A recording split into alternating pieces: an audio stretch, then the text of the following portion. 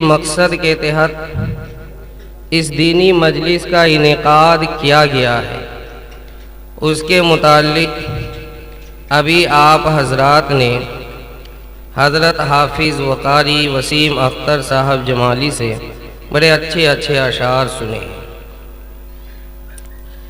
अशार सुनने के बाद ये आपको समझ में आ गया पूरे तौर पर कि इस मिलाद को, इस प्रोग्राम को और इस दीनी मजलिस का इनेकाद क्यों किया गया है, इसे क्यों सजाया गया है। देखिए, बात दरअसल ये है कि बच्चे की विलादत, चाहे वो लड़का हो या लड़की हो, ये खुशी का मकाम होता है। जब इंसान की शादी होती है, 1 साल के बाद ही अगर घर के अंदर कोई कली नहीं आई तो इंसान परेशान हो जाता है कि बेटे की शादी को 1 साल हो गया लेकिन अब तक घर के अंदर कोई कली नहीं आई है, कोई नन्ही सी आवाज हमारे घर के अंदर नहीं गूंज रही है। इंसान परेशान हो जाता है। तो पता ये चला कि औलाद चाहे लड़का हो या लड़की, ये अल्लाह की रहमत है, अल्लाह की नेमत है और अल्लाह की तरफ से बहुत बड़ा दैन और अतिया है। हमें और आपको इसकी कदर करनी है। बात सिर्फ मुख्तसर हो और अच्छी हो। बात ये बतलानी है कि बच्चा जब पैदा होता है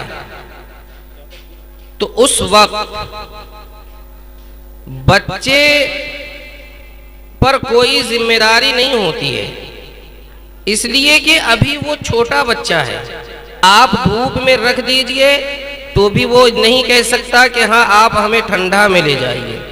आप उसे पानी में रख दीजिए तो भी वो बच्चा नहीं कह सकता कि आप मुझे पानी से निकाल लीजिए। आप उसे छत पर रख दीजिए तो ये बच्चा नहीं कह सकता है कि आप मुझे नीचे ले चलिए। अगर कोई किसी बच्चे को आप नीचे जमीन पर सुला दीजिए तो वो बच्चा ये नहीं कह सकता है कि आप मुझे बिस्तरे पर सुलाइए, यहाँ मुझे ठंडी लग जाएगी, ठंडक का वक्त है, ठंडी लग जाएगी। बच्चा नहीं बोलता है। बोलता है? नहीं बोलता है।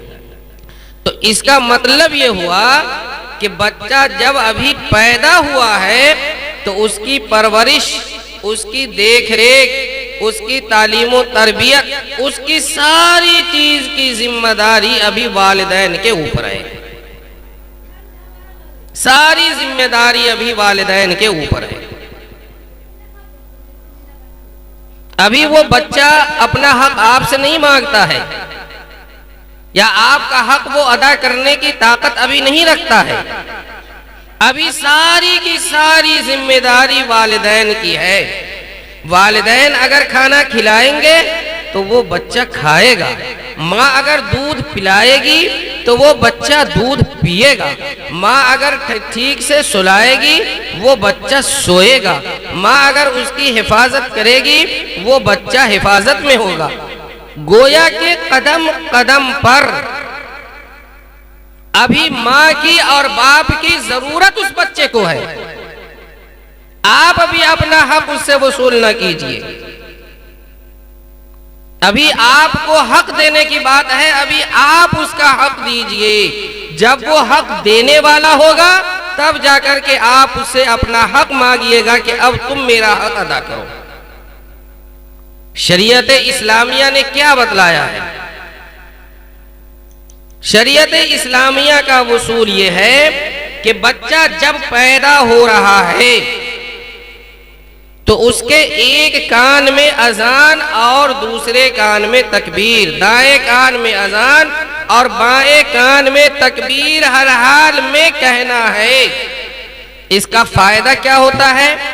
इसका फायदा ये बतलाया है शरीयत ने कि अभी चूंकि वो बच्चे का जो दिमाग है वो दिमाग बिल्कुल सादा और शफाफ है। दुनिया की कोई तफक्कुरात उसके अंदर नहीं, दुनिया के कोई उलझन उसके अंदर नहीं। दुनिया की कोई जिम्मेदारी उसके अंदर नहीं है।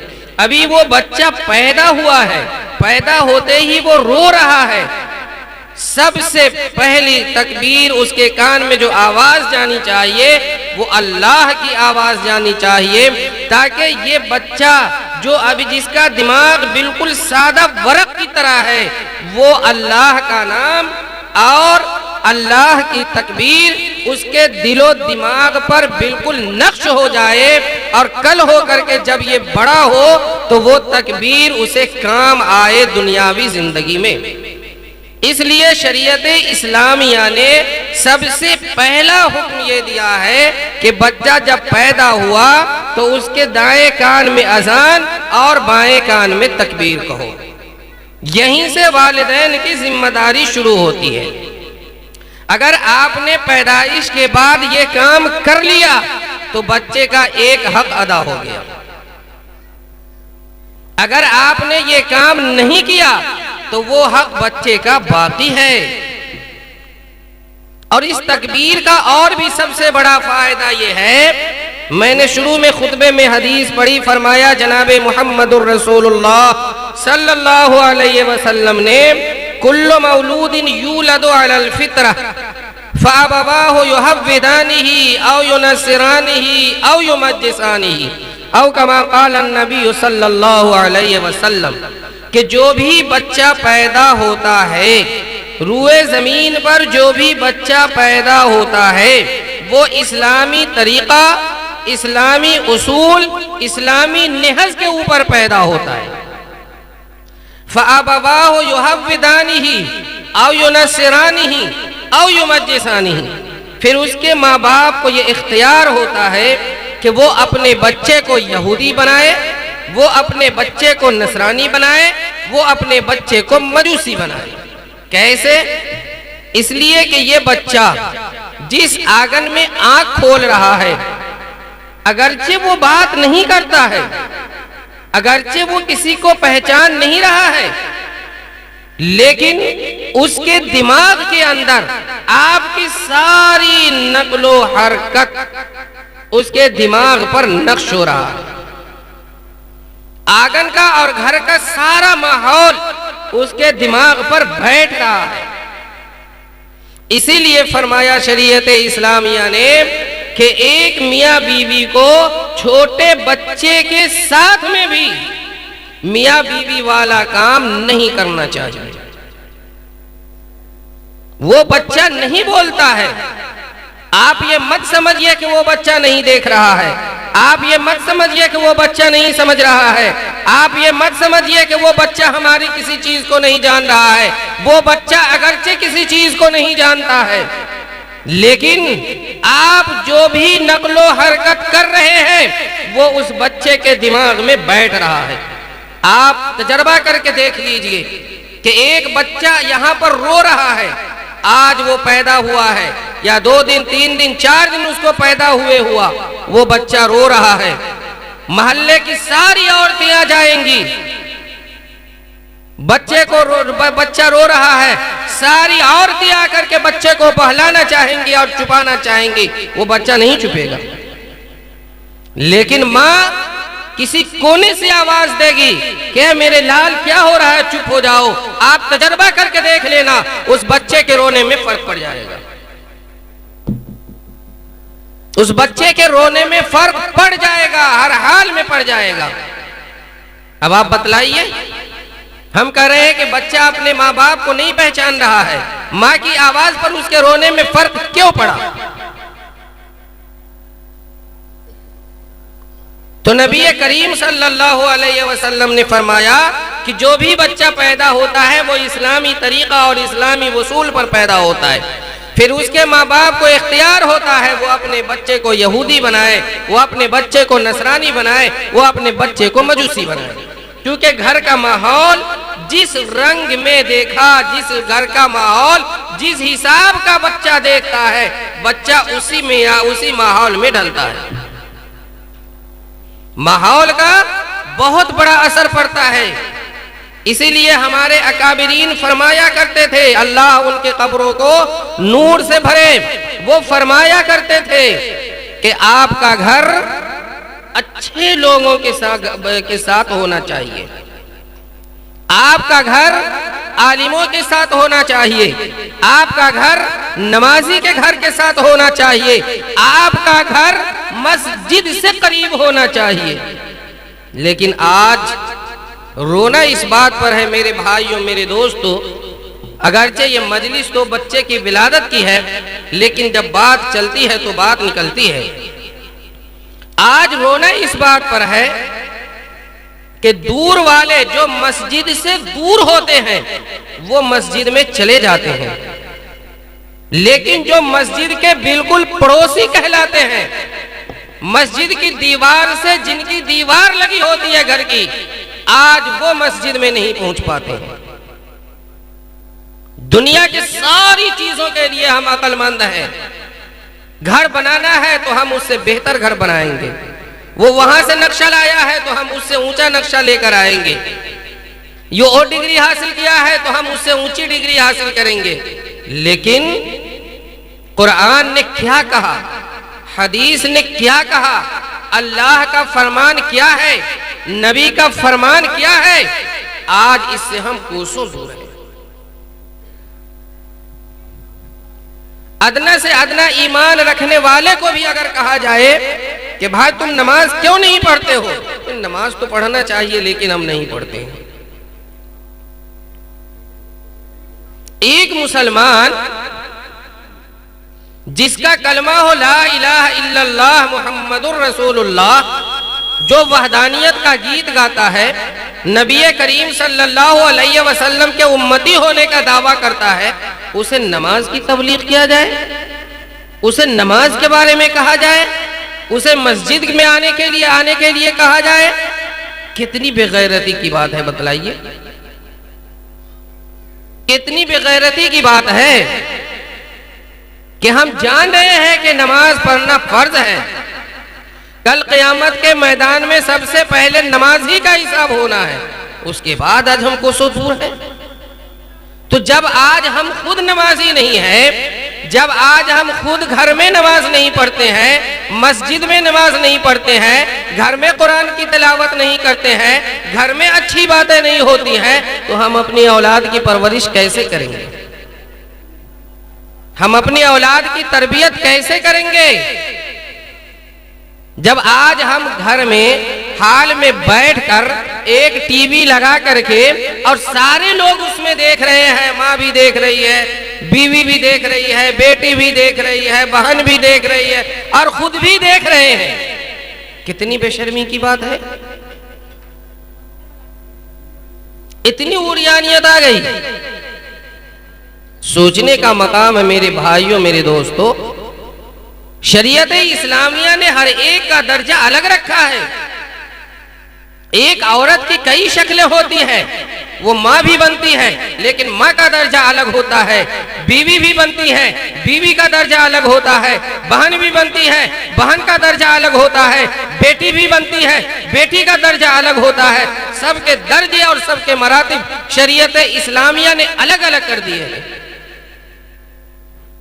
जब आज हम खुद नहीं संभले, जब आज हम खुद अच्छे माहौल में नहीं हैं, तो ये बच्चा जो आज हमारी गोद में आया है, ये इस बच्चे से हम कैसे उम्मीद रख सकते हैं कि ये बच्चा हमारा नेक बनेगा? कैसे हम उम्मीद रख सकते हैं जब आज हम खुद नेक नहीं है? हदीस कहती है फ़ाबवाहु युहव्विदानिही औ युनस्सिरानिही औ युमज्जिसानिही, कि माँ बाप को इख्तियार है कि अपने बच्चे को यहूदी बनाए, माँ बाप को इख्तियार है कि अपने बच्चे को मजूसी बनाए, माँ बाप को इख्तियार है कि अपने बच्चे को नसरानी बनाए। कैसे?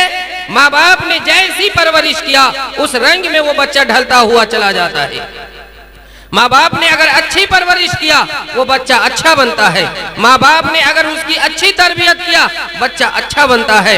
माँ बाप ने उसकी कोई तरबियत नहीं किया, खुद मोबाइल में मुस्तगरक रहे, उनकी बीवी भी मोबाइल में मुस्तगरक रही और बच्चों की तालीम और तरबियत पर कोई ध्यान नहीं दिया, उस बच्चे से कभी वफा की उम्मीद मत रखिएगा मेरे भाइयों, मेरे दोस्तों।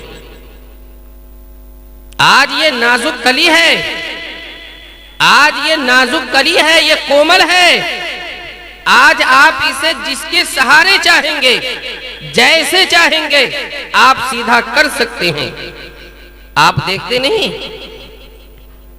मुशाहिदा करके देखिए ना। मैं आम फहम गुफ्तगू कर रहा हूं, आप अपनी और आपकी जबान में मुशाहिदा कर लीजिए। बच्चा पैदा होता है हर एक के घर में, शायद बायद कोई बच्चा हो, हजार नहीं लाखों में एक, जिसके हाथ भी सीधे होते हैं, पैर भी सीधे होते हैं। वरना जितने बच्चे पैदा होते हैं हाथ को मालिश कर करके सीधा किया जाता है। किया जाता है या नहीं किया जाता है? किया जाता है। पैर मालिश कर करके सीधा किया जाता है।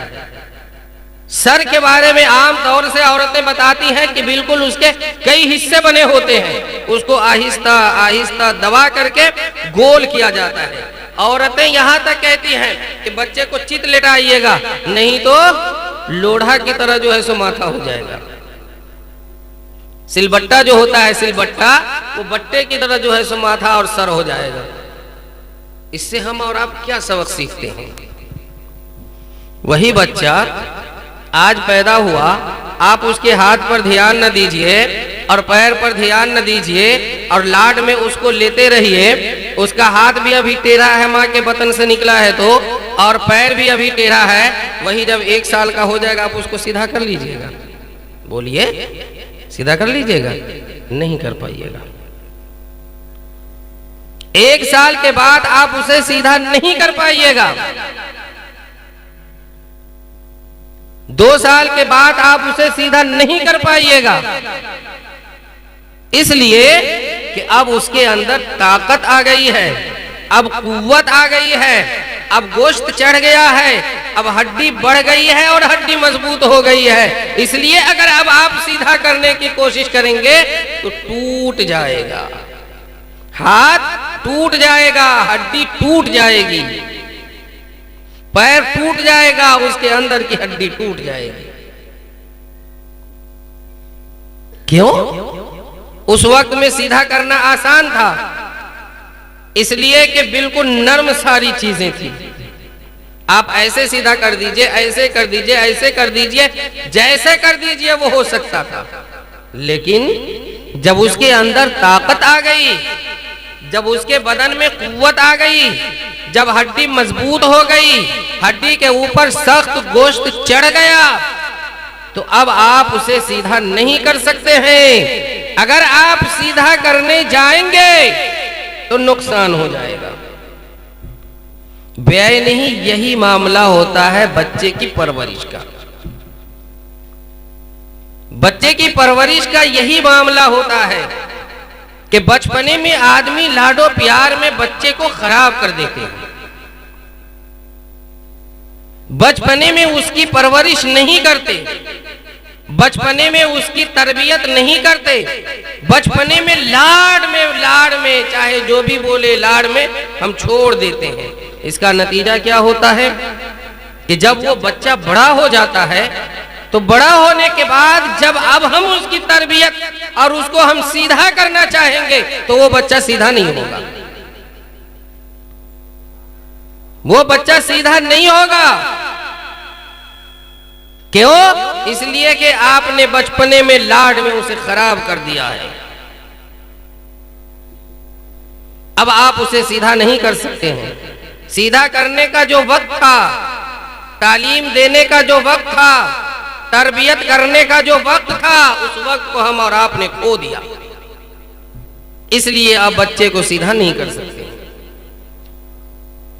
इसलिए बच्चे के ऊपर माहौल का बहुत जबरदस्त असर पड़ता है, बहुत जबरदस्त।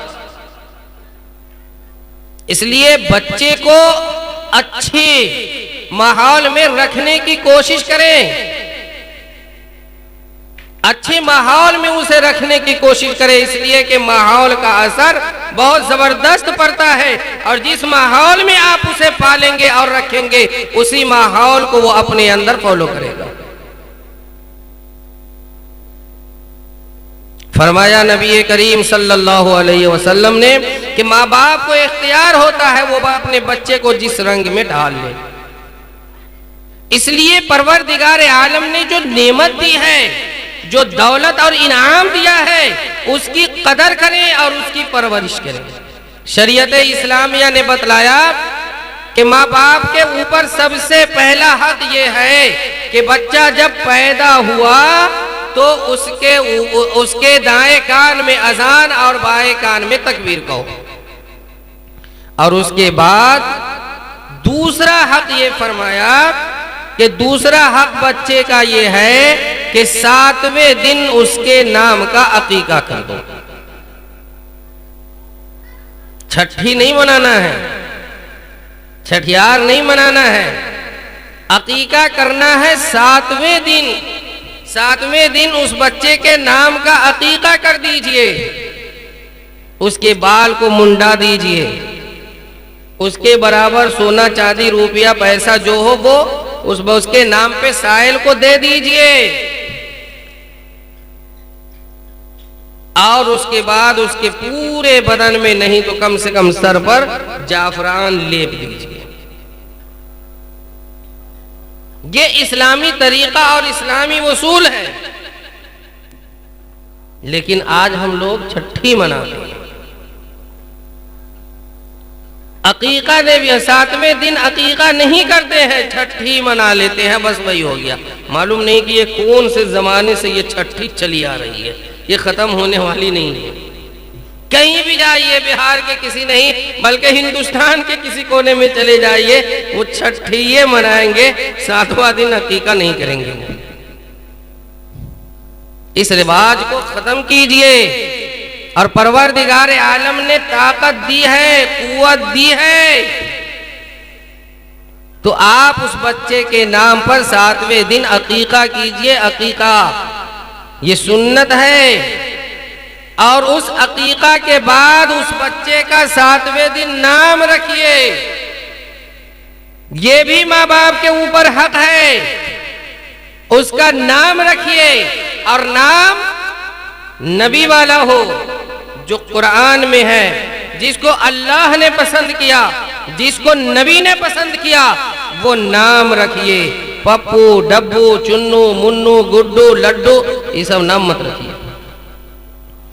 नाम जो माना हो, नाम माना वाला हो, जिस नाम के अच्छे माने निकलते हो, जिस नाम का अच्छा तर्जमा होता हो, वो नाम रखिए। क्यों? इसलिए कि कल क़यामत के मैदान में फरिश्ते इस नाम के साथ ही और बाप के नाम के साथ कल क़यामत के मैदान में पुकारेंगे, फला इब्ने फला आओ यहाँ मीज़ान अदल के पास, फला इब्ने फला आओ यहाँ इंसाफ दो। उस वक्त फरिश्ते क्या कहेंगे? गुड्डू बाबू, लड्डू बाबू, चुन्नू बाबू, मुन्नू बाबू नहीं, नाम अच्छा होना चाहिए, सहाबी वाला नाम हो, लड़की है तो सहाबिया वाला नाम हो, नबी वाले नाम हो। कुरान में बहुत सारे नबी का तज़किरा है, उसमें का नाम देखिए, हदीस में जो नाम है वो नाम देखिए, नाम अच्छा होना चाहिए। आज ऐसे ऐसे नाम लोग इंटरनेट पे जाकर के तलाश करते हैं। नायाब तो जरूर होता है, नाम बिल्कुल नायाब होते हैं, मोहल्ले नहीं पूरे गांव में किसी का नहीं होता है, लेकिन जब उस नाम का माना निकालिए तो कुछ भी नहीं, कुछ भी नहीं। अजीब अजीब नाम लोग रख लेते हैं। तो माँ बाप के ऊपर यह भी हक है कि जब अकीका हो जाए उसके बाद उस बच्चे का 7वां दिन बेहतर और अच्छा नाम रखिए।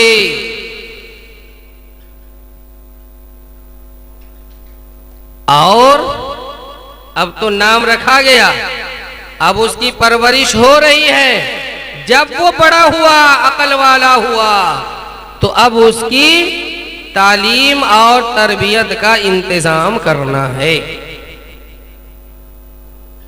अब इसकी तालीम कैसी हो, इसकी तरबियत कैसी हो कि हमारा ये बच्चा अच्छा हो, हमारा ये बच्चा दुनिया में नेक नाम हो, हमारे इस बच्चे को दुनिया में लोग अच्छे नाम से जाने, हमारा बच्चा ये तहजीब वाला हो। कैसे? अब यहां पर तालीम की जरूरत है। मैं ये नहीं कहता हूं आपसे कि आप अपने बच्चे को डॉक्टर न बनाइए, आप अपने बच्चे को इंजीनियर न बनाइए, आप अपने बच्चे को पायलट न बनाइए, आप अपने बच्चे को इंग्लिश की तालीम न दीजिए, आप अपने बच्चे को स्कूल में न पढ़ाइए। मैं ये आपसे नहीं कहता हूं। तालीम दुनियावी एतबार से सारी जरूरी है।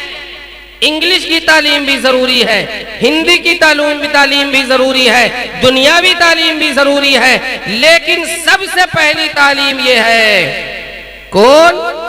नबी करीम सल्लल्लाहु अलैहि वसल्लम जिस दीन को लेकर आए और जिस मजहब को लेकर आए, जिस उसूल और तरीके को लेकर आए, सबसे पहले अपने बच्चे को वो दीन सिखलाइए, सबसे पहले अपने बच्चे को वो तालीम दीजिए, सबसे पहले अपने बच्चे को वो तरीका और उसूल बतलाइए।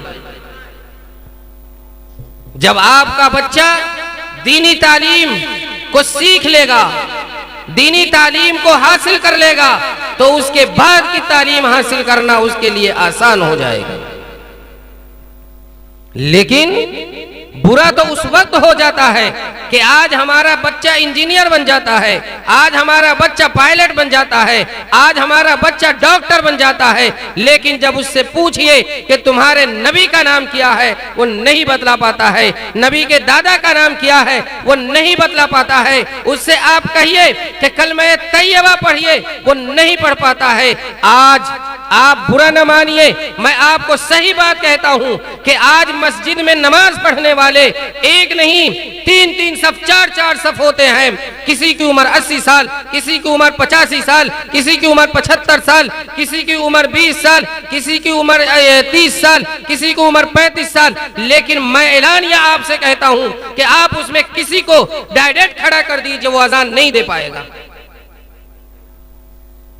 नहीं दे पाएगा। ये मेरा चैलेंज है। आज कितने लोग गिने चुने हर मस्जिद में होते हैं, जितने गिने चुने लोग होते हैं वही अजान देते हैं। कोई नया चेहरा आपके सामने नहीं आएगा, कोई नई आवाज आपके सामने नहीं आएगी, चाहे जमात का टाइम हो जाए या जमात का टाइम खत्म हो जाए। आप देख लीजिए तजर्बा करके। अगर मैं आपसे गलत कहता हूं और अगर ये बात सही नहीं निकली तो आप मुझसे पूछ लीजिएगा। अब आप बतलाइए हम कैसे मुसलमान हैं कि आज हमें अजान नहीं देने आती है, सूरह फातिहा आज हमें मुकम्मल याद नहीं है, कलमा याद नहीं है, जिस कलमे की बुनियाद पर हम मुसलमान हुए वो कलमा याद नहीं है, हम अपने नबी के नाम को नहीं जान रहे हैं। अब बतलाइए आप, जब हम आज इस माहौल में रहेंगे, जब आज हमारा ये माहौल होगा, जब आज हम इस तरीके से रहेंगे, हमारी गोद में पलने वाला बच्चा क्या बन के दुनिया में निकलेगा?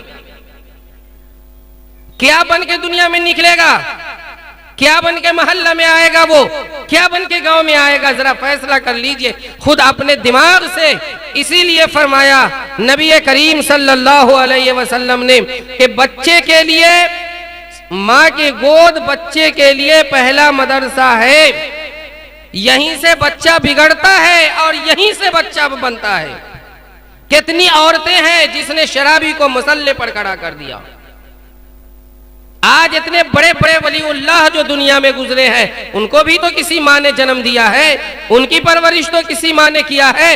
एक आज हमारे घर की माँ बहन है, एक हमारी और आपकी माँ बहन है जो बच्चे की परवरिश को नहीं जानती, बच्चे की तालीम और तरबियत को नहीं जानती कि बच्चे की तालीम कैसे होती है, बच्चे की तरबियत कैसे होती है। शादी करके आई, एक हाथ का मोबाइल गिफ्ट में शौहर दे दिया, उसी में बेचारी मगन रहती है। खाना बना रही है तब भी जो है सो लगी हुई है, घर में बैठी हुई है तब भी लगी हुई है, सो रही है तब भी लगी हुई है, यहां तक के खाना भी बना रही है तो चूल्हे से टिका करके। अब तो गैस का जमाना है, दीवार से टिका करके ऐसे, हाँ मियाँ देखिए हम ऐसे रोटी बनाते हैं, ये चूल्हा जल रहा है, देखिए हम आपसे बात कर रहे हैं। क्या हम बच्चों की तरबियत करेंगे? हर एक वक्त का अलग अलग तरीका होता है, हर एक के तरीके होते हैं। किस वक्त में बात करना है, किस वक्त में सोना है, किस वक्त में बैठना है, किस वक्त बच्चों की तरबियत करनी है, ये सब तरीके तो शरीयत ने बतलाए हैं ना। आज उस सारे हुदूद को हम छोड़ चुके हैं एक मोबाइल की वजह से। सारे हुदूद आज हमारे खत्म हैं।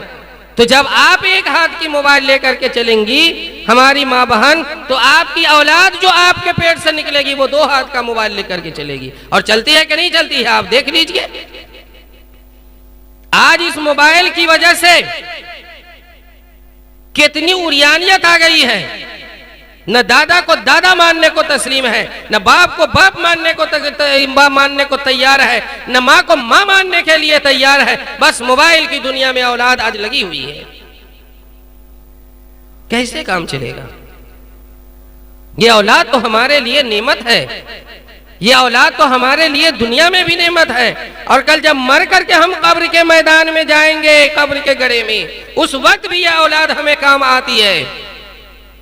कब? जब औलाद हमारी नेक होगी, जब औलाद हमारी सही होगी, जब औलाद हमारी अच्छी होगी, जब औलाद हमारी नेक होगी, तो उस वक्त ये औलाद, इसकी दुआ, इसका यहाँ रहना, इसका यहाँ पढ़ना, इसका यहाँ कुरान की तिलावत करना, इसका फायदा हमें कब्र में मिलेगा। लेकिन एक बात ये भी याद रखिए, मेरी माँ बहन, खासकर मैं आपसे कहता हूं, जो भी जागी हुई है या जो फिर जलसे में नहीं गई है, मेरी इस बात को आप सुन लीजिए कि मर्द से ज्यादा बच्चे की परवरिश की जिम्मेदार और बच्चे की तरबियत की जिम्मेदार आप होती हैं, माँ होती हैं। इसलिए कि चंद सालों तक माँ से ज्यादा सबका बच्चों का पड़ता है, बाप से नहीं पड़ता है। बाप के जिम्मे तो माश है, बाप के जिम्मे तो रोजी है, बाप तो कमा करके लाएगा, बाप तो कहीं से काम करके आएगा, कमा करके आता है, बेचारा थका मांदा होता है, बदन चकनाचूर होता है, थका हुआ होता है, सो जाता है। असल जिम्मेदारी तो आपकी है, क्योंकि आप 24 घंटे उसके साथ हैं, आप उसकी नकल हरकत को देख रही हैं।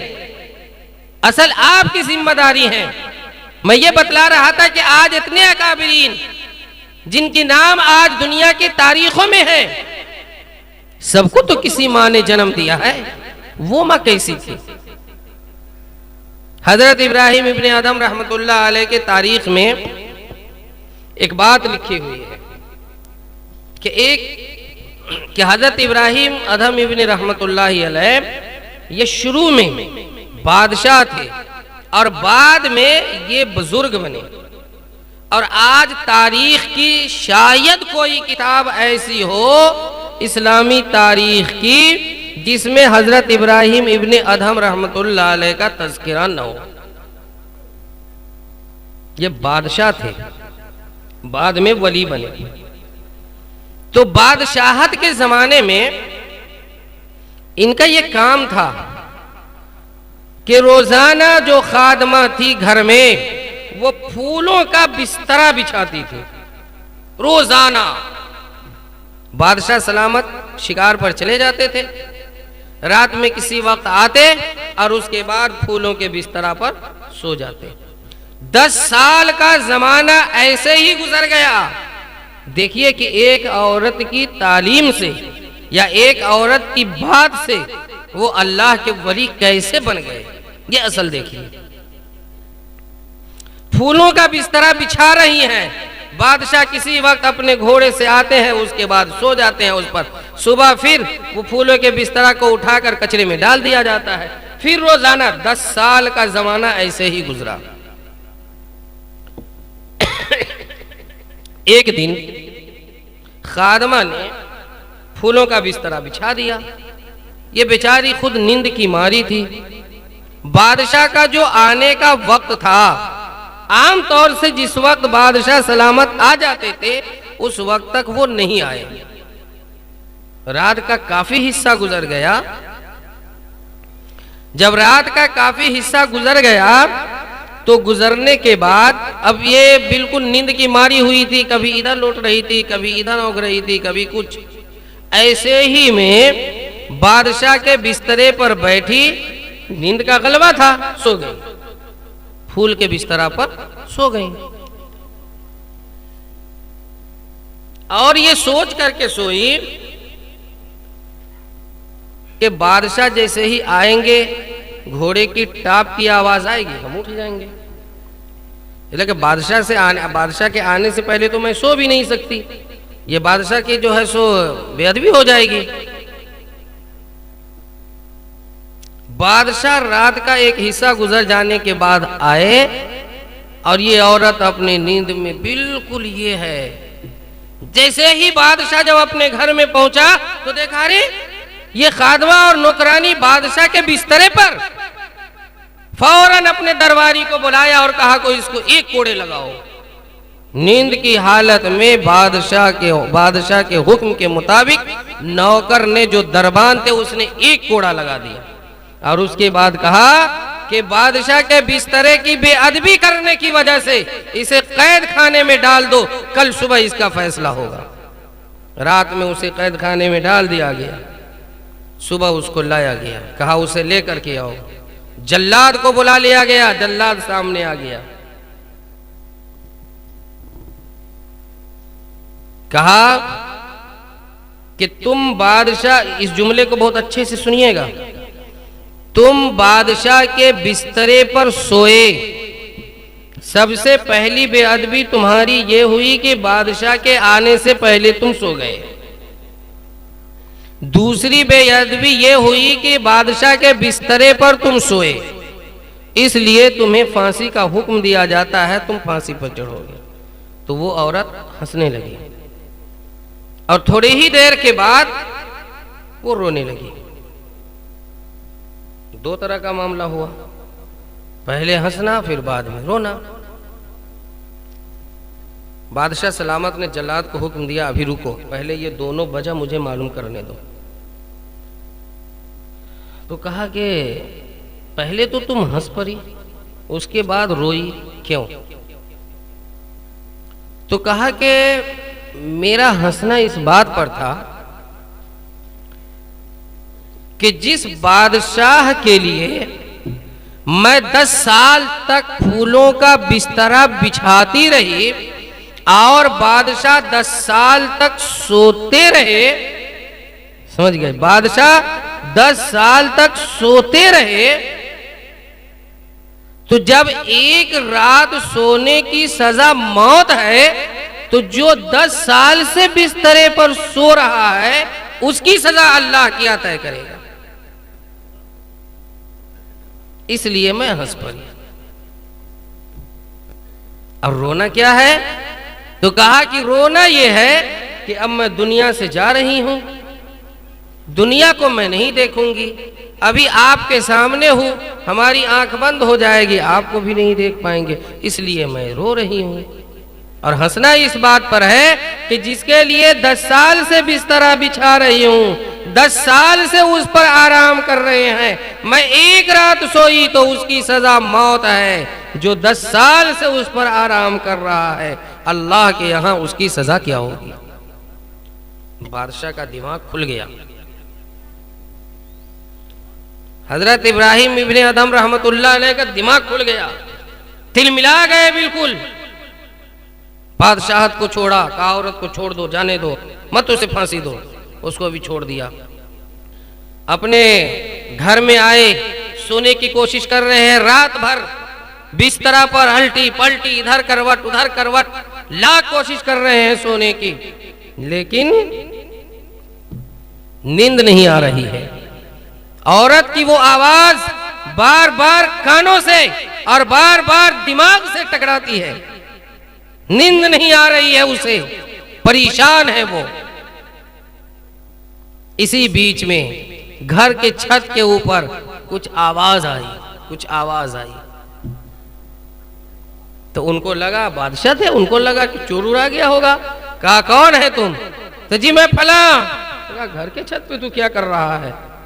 तो कहा कि मैं ऊंट तलाश कर रहा हूं घर के छत पे। क्या बेवकूफ कहेंगे, घर के छत पर कहीं ऊंट जो है सो मिलता है?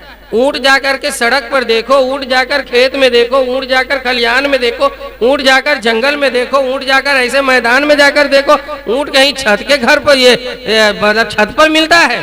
तो कहा कि बादशाह सलामत माफ कीजिएगा, कि जब ऊंट छत के घर के छत पर नहीं मिल सकता है तो ये बादशाहत के बिस्तरे पर वलायत कैसे मिलेगी? बादशाहत के बिस्तरे पर वलायत नहीं मिलती है। वलायत मिलने के लिए अल्लाह के सामने खड़ा होगा। उठिए और जाइए, अल्लाह को तलाश कीजिए, अल्लाह को पहचानिए, अल्लाह से रिश्ता जोड़िए। एक तो उधर का करंट लगा हुआ था ही, फिर रात में ये लग गया हाई पावर। फौरन उठे, तौबा किया, सारी चीजों को छोड़ा और ऐसे अल्लाह वाले बने और ऐसे वलीउल्लाह बने, ऐसे वलीउल्लाह बने कि फिर इस्लामी तारीख की कोई किताब नहीं है ऐसी जिसमें हजरत इब्राहिम इब्ने आदम रहमतुल्लाह अलैह का तज़किरा ना हो। कैसे बन गए?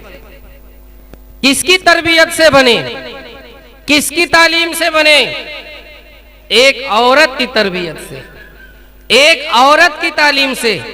ऐ मेरी माँ बहन, क्या अगर इस तरीके से हम अपने बच्चों की परवरिश करेंगे तो क्या हमारे बच्चे नेक नहीं बनेंगे? क्या हमारे बच्चे अल्लाह वाले नहीं बनेंगे?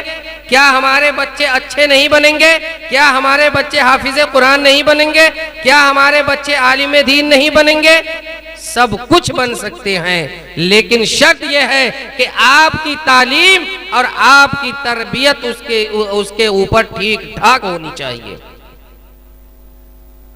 जब आपकी तरबियत होगी बच्चे अच्छे होंगे, जब आपकी तरबियत नहीं होगी बच्चे बेलगाम हो जाएंगे।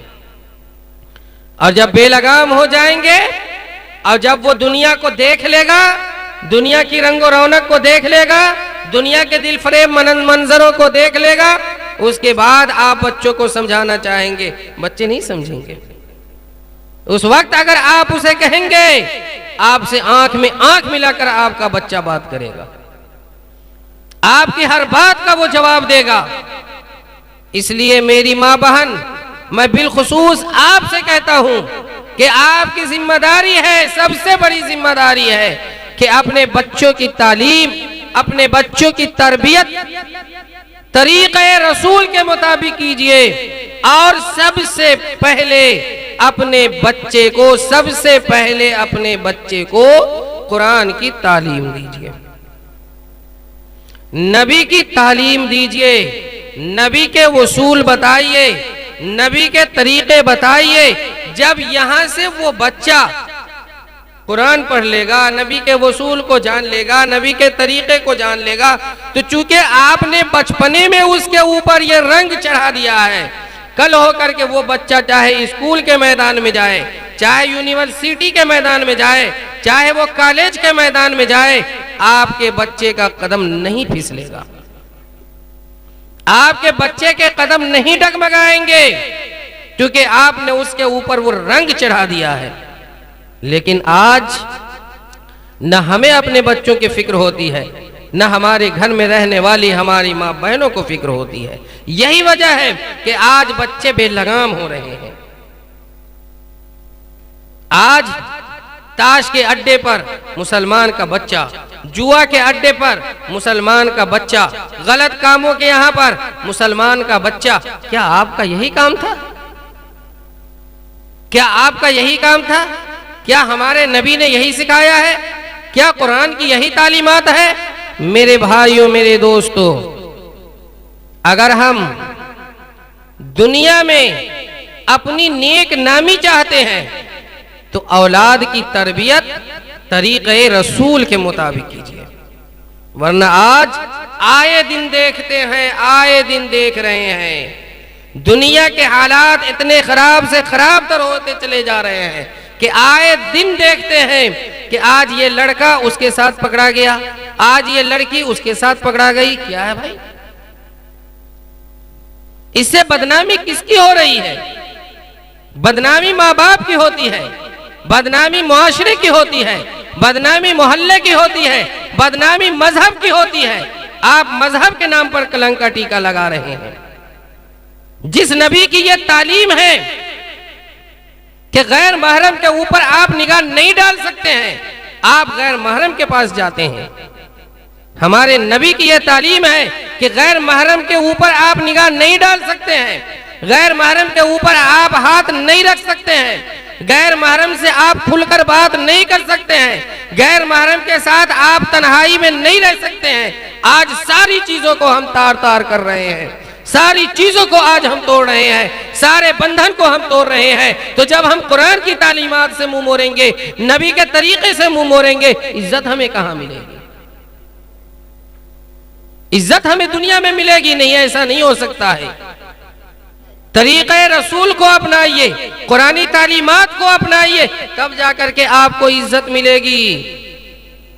अपनी औलाद के ऊपर निगाह रखिए, अपनी औलाद की नशिस्तो बर्खास्त को देखिए कि हमारी औलाद किसके साथ जा रही है, हमारी औलाद कहाँ बैठती है, हमारी औलाद किधर जा रही है, हमारी औलाद चौक पर हर वक्त क्यों रहती है, हमारी औलाद रोजाना बाजार की तरफ क्यों जाती है, जब काम रहे तो ठीक, नहीं रहे तो क्यों जा रही है। इसके ऊपर निगाह रखना होगा मेरे दोस्तों, वरना बदनामी आज हमारे सर पर लिखी हुई है, इसको आप टाल नहीं सकते हैं। बिल्कुल लिखी हुई है हमारे सर पे बदनामी, अगर आज हमने इन चीजों पर ध्यान नहीं दिया तो। आज स्कूल में हम अपने बच्चे को पढ़ाते हैं, 3 बजे स्कूल से छुट्टी होती है, 5 बजे हमारा बच्चा घर आता है। हम उससे सवाल नहीं करेंगे, हम उससे पूछेंगे नहीं कि 3 बजे स्कूल में छुट्टी हो रही है, 10 मिनट का रास्ता है, आधा घंटा का रास्ता है, तुम 2 घंटे के बाद आ रहे हो, कहां थे तुम? कोई काम नहीं था, तुम वहां क्यों घूमने के लिए गए थे? मेरे भाइयों, मेरे दोस्तों, आज जो वक्त चल रहा है और जिस हालात और जिस जमाने में हम जी रहे हैं, अपनी इज्जत बचाना इंतहाई मुश्किल काम है। मैं ये खुल करके कह रहा हूं, अपनी इज्जत बचाना बहुत ही मुश्किल है।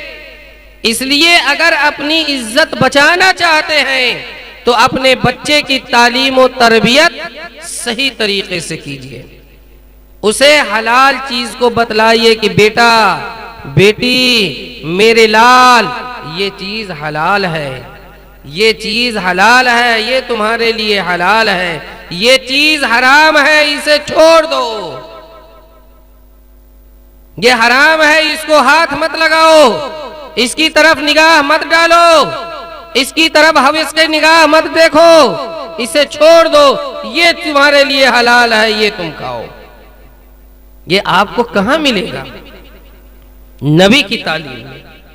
ये तुम्हारे बड़े हैं, ये तुम्हारे दादा हैं, इनके सामने तुम्हें अदब से आना है, इनके सामने अदब से बैठना है, इनसे अच्छे तरीके से गुफ्तगू करना है। ये उसूल कहां मिलेगा? इंग्लिश में, कॉलेज में, स्कूल में, यूनिवर्सिटी में नहीं। ये तालीम आपको दरबार नबी में मिलेगी, वहां से हट करके कहीं नहीं मिल सकती है। इसलिए मेरे भाइयों, मेरे दोस्तों, ठंडी का भी वक्त है ना, और सुबह फजर की नमाज भी है। इसलिए मैं आपसे सिर्फ एक बात कहता हूं, छोटे होने के नाते, हम तो सबसे छोटे हैं, छोटे होने के नाते मैं एक बात कहता हूं कि हमारी औलाद जो हमारी गोद में आ रही है, उसके नशिस्तो बर्खास्त पर, उसके उठने बैठने पर, उसके चाल चलन पर, उसके स्कूल के छूटने पर, घर पहुंचने पर, सारी चीजों के ऊपर निगाह डालिए और देखिए, एक लम्हा के लिए भी अपने बच्चों से बेफिक्र नहीं रखिए। आज देख रहे हैं इर्तिदाद का मामला, कितनी लड़कियां हैं, बिलखुसूस यूपी में कितनी लड़कियां मुर्तद हो रही हैं। उनके माँ बाप ने भी किसी जमाने में ऐसे ही अपने बच्चों पर भरोसा किया था, जैसे आज हम भरोसा करते हैं कि हमारी लड़की ऐसा नहीं कर सकती है, हमारा बेटा ऐसा नहीं कर सकता है। इस गुमान में रहना ये सबसे बड़ी भूल है, सबसे बड़ी भूल है। इसलिए अपने बच्चों की तालीम और तरबियत पर ध्यान दीजिए, और शुरू में रोजाना ये जरूरी है, आपका बच्चा चाहे इंग्लिश में पढ़े, कन्वेंट में पढ़े, कोचिंग में पढ़े, आपको अल्लाह ने बाप बनाया, आपकी जो बीवी है आपके बच्चे की माँ है, ये जरूरी है कि आप अपने बच्चे को कहिए कि बेटा जब वहां जाते हो, मौका है तो फजर के बाद चाहे 1 आयत हो, 2 आयत हो, 3 ही आयत क्यों ना हो, कुरान पढ़ लो, बिस्मिल्लाह कह करके घर से निकलो और बिस्मिल्लाह कह के घर में दाखिल हो। परवरदिगार इस पूरे वक्त में तुम्हारी हिफाजत करेगा, फरिश्तों के जरिए हिफाजत करवाएगा। ये वादा है, ये नबी का फरमान है, ये हमारा नहीं है। इसलिए मेरे भाइयों, मेरे दोस्तों, दुआ कीजिए कि अल्लाह तबारक व तआला इन तमाम बातों पर हम सबों को अमल करने की तौफीक अता फरमाए। व आखिरु दावाना अनिल हम्दुलिल्लाह।